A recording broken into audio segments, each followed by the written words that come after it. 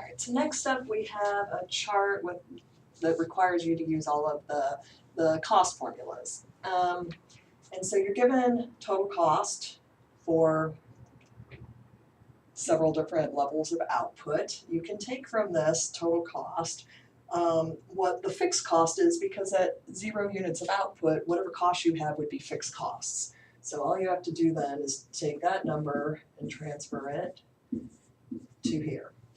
All right, total variable cost, that is just going to be the difference between total cost and total fixed cost, because total cost is total fixed cost plus total variable cost. And so we just solve for total variable cost. So what we have then is 0, 9, 17, and 24. Average total cost is just going to be whatever your total cost is divided by the output. And we don't really need to fill in numbers for these because we're not going to divide by 0, but we would have 33, 20.5, and 16 for average total cost. So again, it's just 33 divided by 1, 41 divided by 2, 48 divided by 3. Average variable cost, now you're going to take your total variable cost and divide it by the output. So we would have 9, 8.5, and 8. And then for marginal cost, you're looking at the additional cost with every unit of output that you have. So we would have, moving from here to here, a difference of 9, from here to here, a difference of 8, from here to here. So you're just subtracting that total cost. You could also be doing it looking at your total variable cost, because that's the part of the cost that's changing. That's where the marginal change is occurring. So this is what you have. So the questions then related to this: what's the total variable cost of producing 2 units? You just read across, and it is 17. What is the average total cost of producing 3 units? And the average total cost of 3 units would be 16.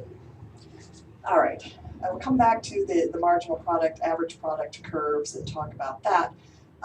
But let me move on to this question that's having to do with perfect competition. We're looking at this graph. I don't have all the numbers here, but I will refer you to them. I just want to show what's going on. So what is the profit maximizing output at P1, and what will the firm choose to do in the short run? So at P1, this is your marginal revenue and marginal cost. So here, you're going to produce at this point, because clearly you're going to be earning above what your average variable cost here is. And so the price, or I'm sorry, the quantity that goes along with this on the graph that you have would be 47. So you're just, again, looking at where is marginal revenue equal to marginal cost? Is it greater than your average variable cost at that output? So they're going to produce 47, and yes, they will produce that quantity. All right, what is the profit maximizing output at P4? In this case, what you're seeing is you've got a price that is below your average variable cost, and in that case, you would shut down. The quantity that goes with it is 30. What will happen to the market in the long run if the price is originally at P1? So if we're originally here they're earning an economic profit that is greater than 0. What's going to happen is that we will have firms enter the market. You could show this in the supply and demand graph. The supply will increase. That means it's going to shift to the right.